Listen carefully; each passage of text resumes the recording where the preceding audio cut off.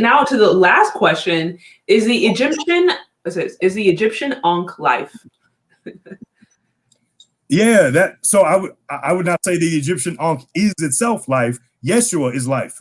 Yeshua is the source of all life, and he is the only one to be praised and worthy of praise. Holy Spirit. The Ankh symbol signified life in ancient Egyptian metanetter, hieroglyphs, and even into the Christian period of Egypt. Because let's not forget that Christians in Egypt, Egyptians became Christians, and they continue to speak their language called Coptic at that point, or called the language of Kemet.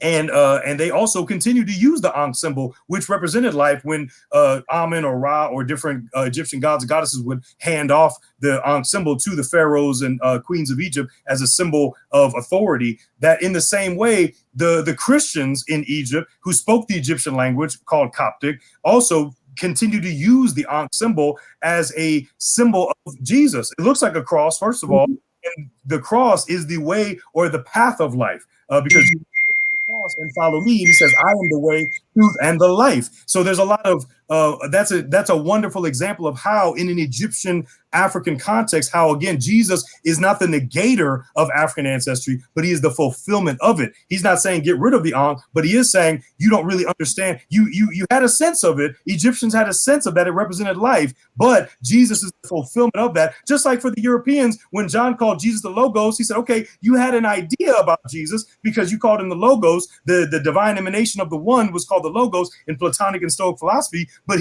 John is saying, I've come to announce to you that Jesus is the fulfillment of what you call the Logos, or he's the fulfillment of what Egyptians represented as the Ankh. And so we use the Ankh, but understand it as a representation of Jesus, who is the true Lord. So not in the exact same way. But also, if any Christians have an issue with that, saying that syncretism, let's also remember where Christmas trees and Christmas wreaths and the name Easter came from. Right. Amen.